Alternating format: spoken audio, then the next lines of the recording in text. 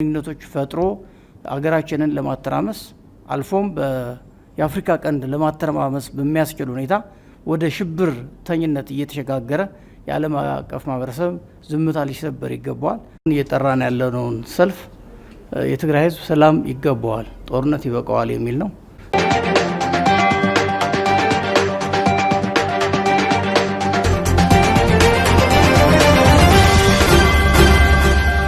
Teenya jalqabaatiin hayyu duree Nabaa'oo Jaal Daawud Ibsaa namoota jaalmarroo ajjeesuu fedhu keessaa tokko ta'uu xiinxalaan siyaasaa obbo Jawaar Mohammad saaxilan. Jawaar ammatti ABO'n dhugaa jaalmarroo faa ta'us mirkaneessaniiru. Jawaar dhimma ABO irratti yaada kennuu itti fufee bal'inaan dhageessu. Oduu biraatiin magaalaa Finfinneetti hiriirri mormii guddaan gaggeeffamuufi jedhame. Hiriira boruu kana irratti uummanni biyyattii akka hirmaatu gorsaan ministeera muummee Abiy Ahmad waamicha jabaa dhiyeessan.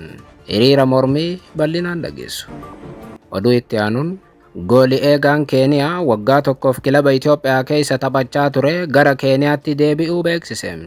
Goolii eegaan jabaadha jedhamu kun kilabii Itoophiyaa keessatti rakkoo maallaqaa guddaan isa mudachuus beeksiseera. Kilaba Itoophiyaatiif rakkoo maallaqaa bal'inaan dhageessuu akkam jettu daawwattootaaf hordoftoota Aanolee Global Media. Oduu odeeffannoo teenya galgalarraa qabannee dhufneeti jirra. Odeeffannoo teenya ijoo isaa dhageessan guutuu isaa isin biraan geenya. Haga xumura sagantaa teenyaatti dhaggeeffachuun yaada qabdan gara koomentiitiin nuuf barreessaa. Viidiyoon teenya namoota hedduu biraa akka dhaqqabduuf immoo laayik, sheer, sabskiraayib godhuun dagatinaa isiniin jenna. Kallattumaaniin gargabaasa bal'aattiin isin qajeelcha. Oduu teenya jalqabaatiin magaalaa Finfinneetti hiriirri mormii guddaan gaggeeffamuufi jedhame. Hiriira boruu kana irratti uummanni biyyattii akka hirmaatu gorsaan ministeera muummee Abiy Ahmad waamicha jabaa taasisan. Haaluma kanaan hiriirri naga'aa dirqiin waraanatti naquudhaaf sochii taasifamu kan mormu akkasumas immoo mootummaan federaalaa dhimma naannoo Tigraay irratti dirqama mootummaa akka bahu kan gaafatu guyyaa boruu ganama magaalaa Finfinneetti akka taasifamu qopheessitoonni dubbatan. Hiriira naga'aa magaalaa Finfinneetti taasifamu kana kan qopheesse mana maree nagaatiif jijjiiramaa Tigraay baatii caamsaa keessa hundaa'e akka ta'e qindeessaa miidiyaatiif hariiroo sabquunnamtii garichaa obbo Kabbadaa Asaffaa mirkaneessaniiru. Ji'a lama dura magaalaa Finfinneetti kan mari'ate manni maree kun naannoo Tigraayitti jijjiirama fiduudhaaf akka hojjetamuu fi ji'a lama dura magaalaa Finfinneetti kan mari'ate manni maree kun naannoo Tigraayitti jijjiirama fiduudhaaf akka hojjetamuu fi adeemsota ce'umsaa mijjeessuudhaaf akka sossoo'u ibsam. Manni marichaa namoota siyaasaa TPLF irraa adda ba'anii fi paartiilee Tigraay of keessatti qabateera. Hooggantoota Tigraay adda baafaman irraa kan hundaa'e paartiin biraa Waladoo Tigraay Tigraay akkasumas immoo xinsaa'ee kan jedhaman addatti ni eeramu. Dura ta'an xinsaa'ee saba Indaartaatii fi qindeessaan sabquunnamtii uummataa mana marichaa obbo Kabbadaan akka himanitti hiriirri sanbata xiqqaa adoolessa 18 2026 jechuun guyyaa boruu ganama karoorfame kaayyoo lama qabaa jedhan. Dhimmi ijoon dursaa dhimma dirqiidhaan waraanatti dargaggoota naquu TPLF gaggeessaa jiru ilaallataa jedhan. Koomishiniin mirga namoomaa idil addunyaatiif Human Rights Watch dirqiidhaan waraanatti dargaggoota oofuun akka dhaabbatu waamicha dhiyeessanii turan.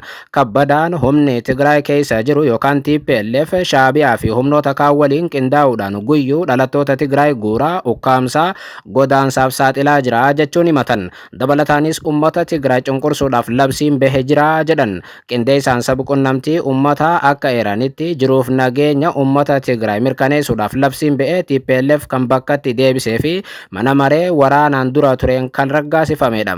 Labsiin Tigraayitti bahe shokoksuullee yookaan dubbachuullee kan nama dhorkuudha kan jedhan Kabbadaan labsii kanaan uummanni dararamaa jira, ni ukkaanfamaa, ni ajjeefamaa, dirqamaan duula waraanaatiif guuramaa jedhan.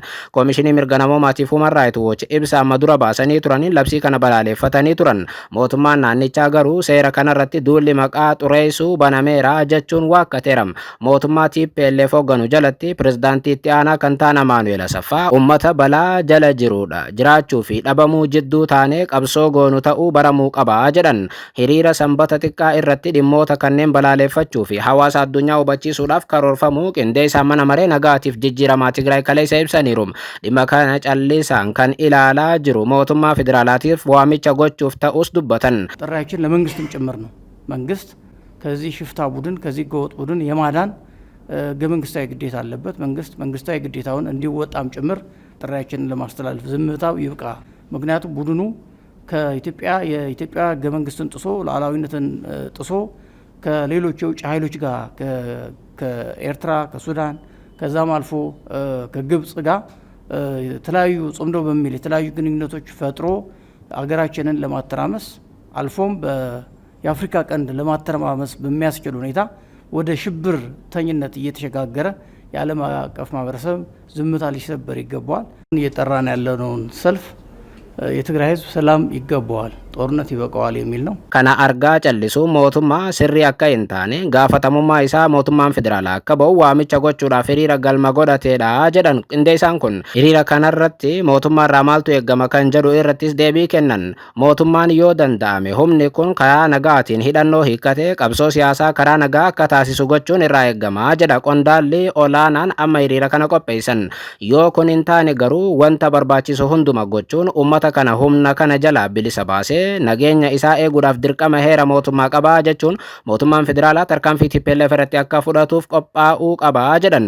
Manni marichaa gaaffii maaliif hiriira kana magaalaa Finfinneetti gaggeessuu filattan jedhuuf qaamonni nuti waamicha taasisnuuf mootummaas ta'ee dhaabbileen idil addunyaa as waan jiranii fi jedha qindeessaan hiriira kanaam.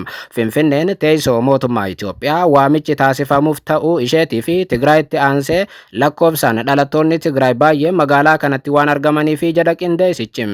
Dhimma kanarratti galgala irraa gorsaa ministeera muummee Abiy Ahmad obbo Geetaachoo Raddaa ibsa laataniiru. Geetaachoo Raddaa ibsa laataniin guyyaa boru ummanni keenya Finfinnee jiraatan buqqifamuu haleellaaf cunqursaa haadholee Tigraay irratti raawwatamaa jiru.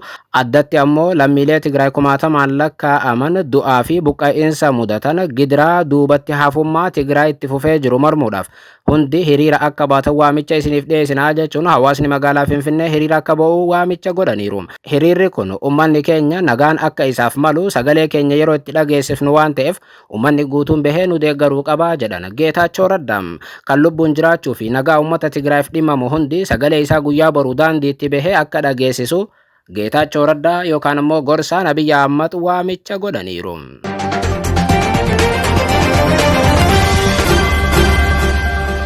Oduu biraatiin Hayyuu dureen ABO Jaal Daawud Ibsaa namoota jaalmarroo ajjeesuu fedhu keessaa tokko ta'uu xiinxalaan siyaasaa obbo Jawaar Mohammad saaxilan.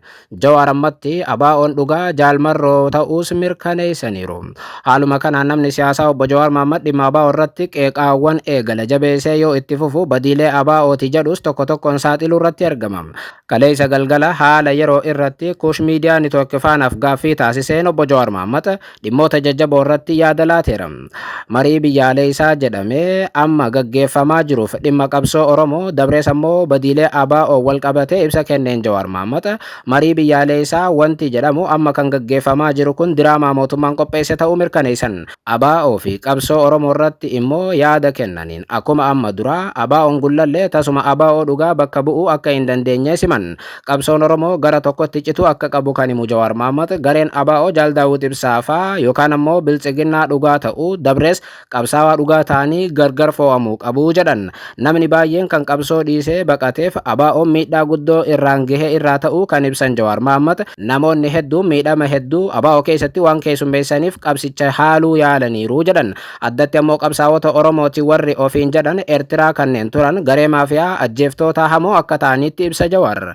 ABO'n ammatti muraasa malee guutummaatti biltsiginnaa taateetti kan jedhu Jawaar Mohammad ABO'n gullallee biltsiginnaa dhokotaa ummata dhoksaadhaan fixxu dhaabni kun waan isaan Eertiraatti wal godhanillee salphaa akka hin taane ibsan. Jawaar afgaaffeedaa sanaan waan amma dura Piingoo Pikaagoon dubbachaa ture mirkaneessuun namni sun akka maraataa qabsoo Oromoo busheessaa waan jiru fakkaatullee ABO'n yeroo Eertiraa ture daba hamaa walirratti raawwachaatiif namoota baay'ee ajjeesaa turuun dhugaa lafa jirudha jedhan.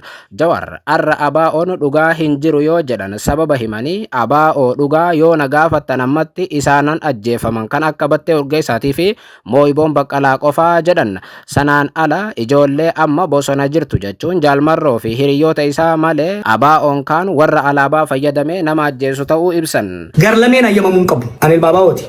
Baankii ABO ture. ABO'n dhugaa eenyu beekta ijoollee shiraan dhumte tana. Ijoollee mana hidhaatitti qeensi irraa buqqa'e. Ijoollee barahaa keessatti itti taphatan. Moo'iboon faadha. Battee faadha. ABO'n dhugaa. Har'oo ABO'n warra bosona jiru anaaf. Namni ABO jechuu danda'u warra with all his mistakes with all his wrong doings marroo qofa marroo guruppii san qofa. Warri sanii asii gareen qajeelaafas gareen daawudfaas biltsiginnaadha. Dhugaan jiru har'a Tigraay qulqulluu taateetti kan jedhu Jawaar Mohammad warri Geetaachoo Raddaa faa ifatti ba'anii PP tahaniiru.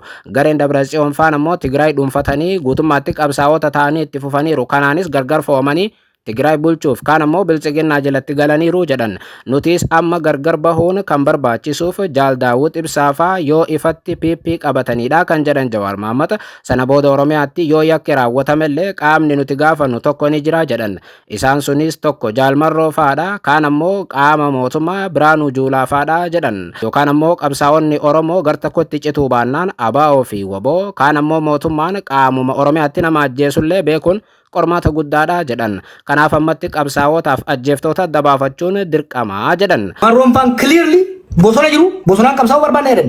Gaafas badii maqaa WBOtiin hojjetamuuf Marroon itti gaafatamaa jechuudha. Abdii Dhugaa itti gaafatama, Gammachuu Abbooyyee itti gaafatama, Sabaafi itti gaafatama. Badii gama mootummaatti raawwatamuuf Biraanuu Juulaa itti gaafatama, Araasaan itti gaafatama. Clear waan ta'uuf gaafas amma Salaalee keessatti eenyu haa gaafannu qo'e. Abdii Dhugaa gaafanna moo Yaasoo gaafanna? Asitti haasawaa godhaniin Jawaar Mohaammed ABO'n Jaal Daawud Ibsaafaa ajjeechaa Salaalee keessatti raawwatamu hunda qindeessuu himuun Finfinnee taa'uudhaan Maqalee haga Kaayiroo warra basaastootaa fi ajjeeftoota qabanidha jechuun himatan. Warri ABO gullallee kun inuma garee ajjeeftootaa ta'uu bira dabranii Abiyyi Ahmad fayyadamuun namoota akka Jaal Marroo fa'aa ajjeesuun kaayyoo isaanii duraatis jechuun qeeqan. Taphni maaliyaa lama uffatanii nama ajjeechisuu keessattuu akka siyaasa rakkoon qabu. Kan nama ajjeechisu this criminal. Lubbuu ilmaan namaa itti taphachaa jiranii jechuudha. Akeekni isaanii tokko yoo danda'an taphiin fayyadamanii Marroo kana dhabamsiisanii san booda maal godhu waan akkasii taphni akkasii hin hojjetu. Geemii fedhee wal taphatanii Marroon mootee Daawud mootee Abiyyi mootee that's politics. Jidduu kana miskiinni dhumuun qabu.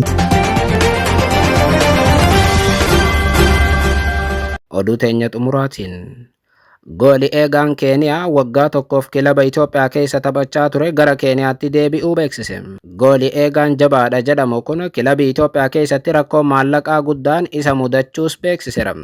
Haaluma kanaan garee biyyaalessa Keeniyaa Harambee Star keessatti goolii eegaa cimaan Faaruk Shikaaloo jedhamu garee Itoophiyaa yookaan kilaba Itoophiyaa keessaa ba'uu isaa mirkaneesseera. Goolii eegaan Keeniyaa Harambee Stars Faaruk yeroo isaa garee kubbaa miilaa beekamaa Itoophiyaa Seent Joorji yookaan ammoo Qiddus Goorgis keessatti waggaa tokkoof waliigaltee mallatteesseen taphachaa ture xumuruu himeera.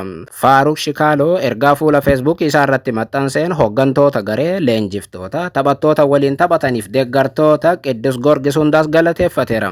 Ergaa isaatiin imalli koo Qiddus Goorgis keessaa xumurameera. Garee kubbaa miilaa guddaa Itoophiyaa bakka bu'ee akkaan taphadhu carraa naaf kennitaniif hooggantoota nan galateeffadhaa jedhan. Keessumaa leenjisaan garichaa guddichi Daani'el kan akka abbaa koo na gorsaa turedha jechuun galateeffatan. Dabaluudhaanis taphattoota na waliin rakkoo hunda keessa dhaabbatanii taphatan keessumaa yeroo rakkoo maallaqaa garee mudatetti na cinaa kanneen turan nan galateeffadha jedhan. Bara dhufuu fi hojii keessan hunda keessatti ammoo garee Qiddus Goorgis milkaa'inaan hawwaafis jedhan. Shikaaloon bara dabre garee KCB FC irraa gara Qiddus Goorgisitti makame. Yeroodhuma gabaabaa keessattis goolii eegaa filannoo jalqabaa ta'ee taphachuu jalqabe. Gareen Qiddus Goorgis liigii olaanaa yookaan Piriimeer Liigii Itoophiyaa olaanaa keessatti hojii cimaa hojjechuu dadhabee sadarkaa 6ffaa irratti akka xumurame eerame.